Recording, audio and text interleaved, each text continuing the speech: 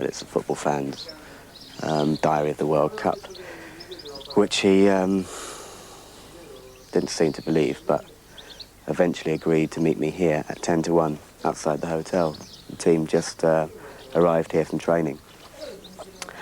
And it's now 5 to 1, so we'll see if he turns up or not. I don't think he will, but you never know.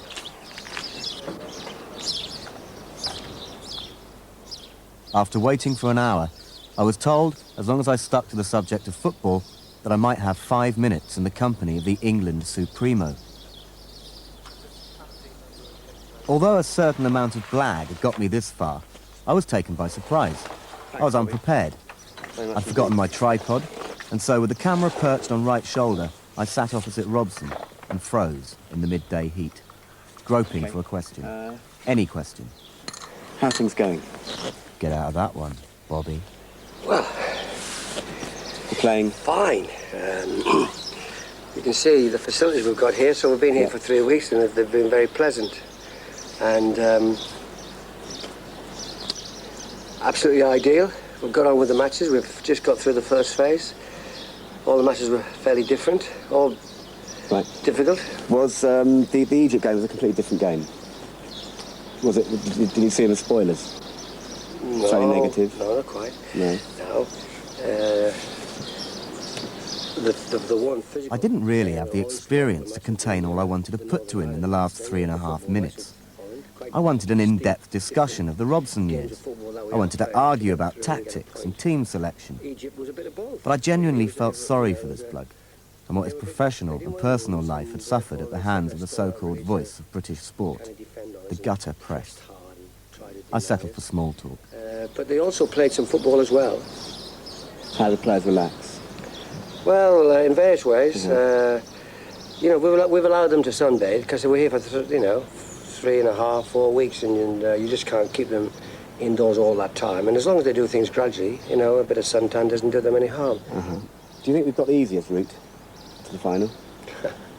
Or there are no easy routes in the World Cup? I didn't realise there were so easy routes in World Cup football.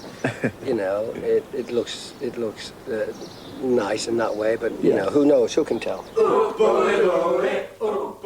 My revealing 5 minutes with Bobby Robson had come to an end. We exchanged cliches and went our separate ways.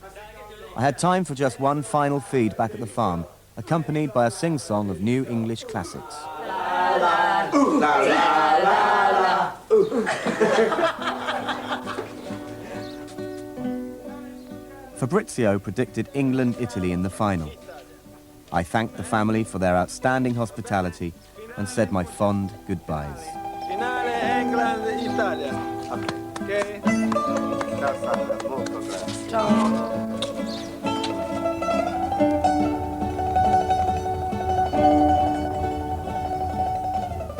As I pulled away from Sardinia, the Robbie Bobson interview was still bugging me. Why hadn't I put to him the one question I really wanted an answer to? Bobby, why did you ruin Glenn Hoddle's international career?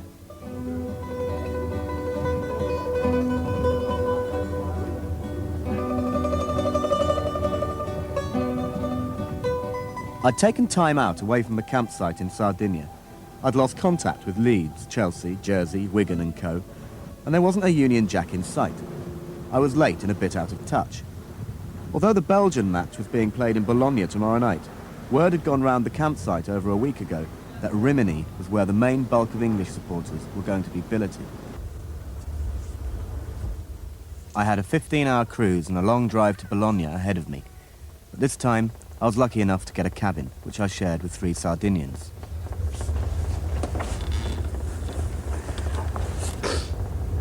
I'm going to Bologna now. To see England play Belgium. And apparently,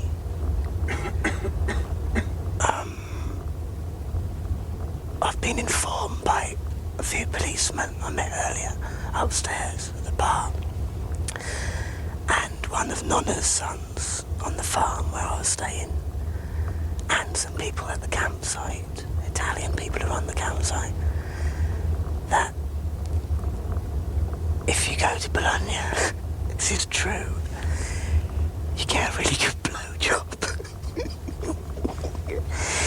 If all the Bolognian girls give good pumpolino.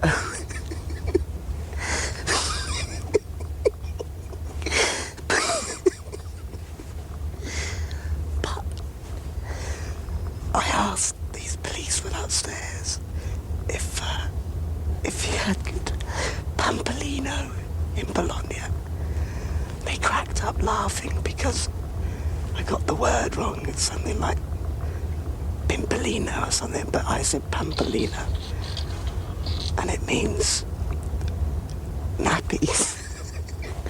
So I said, Bologna's good, then all the girls went nappies.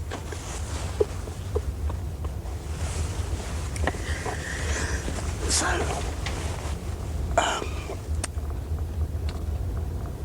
I'm going to go and stay with my mate Antonio Minetti, who I haven't seen for about 10 years. My mum used to work for him in his restaurant in Swansea, and hopefully he'll have set up a hotel in Rimini, near Rimini, Riccione, which is just a couple of hours from Bologna. But he told me on the phone this morning, I phoned him up this morning, and he said all the loonies have been arriving in Rimini. So I don't know whether to stay there or not, because I've had a guts full of all that. I mean, a lot of the nutters have gone home now.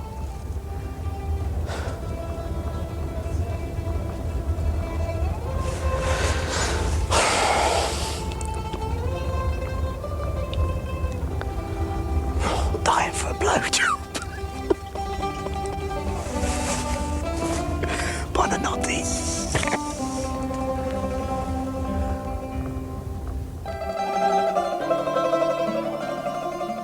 As I slept and pleasantly dreamt of sweeper systems and Bolognian girls in nappies, there were nightmares on the Adriatic that night.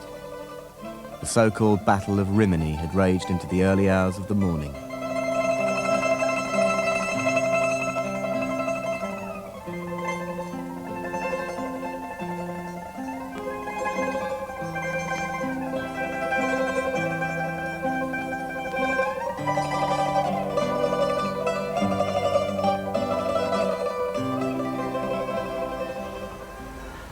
And last night the scene of some familiar street fights and retaliation by the police, which led to quite severe violence and the use of tear gas for only the third time since the World Cup Finals began. And who started it? Not completely clear, but the impression is that about 60 England fans who were drinking in a pub, ironically known as the Rose and Crown, by the waterfront in Rimini. The Battle of Rimini was about as surprising as Beckenbauer's German machine reaching the second phase. The chances of English clubs getting back into Europe now were being whittled away. I don't condone the violence, but the way people were being treated on Sardinia, it didn't come as any surprise to me that the cork had popped.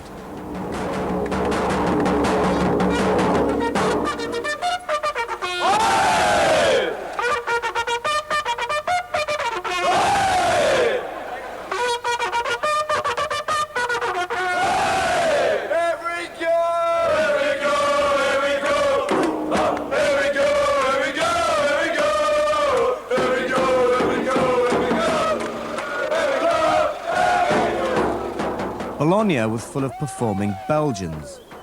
The culinary capital of Italy seemed to have been taken over by them. We are the champions! We are the champions! We are the champions! There was a strange absence of English supporters, and I wanted to know what had happened last night. So I nipped over to Bologna's grandest hotel, the Baglioni, to find out how the press boys were reacting. There were battles in Rimini last night, serious battles.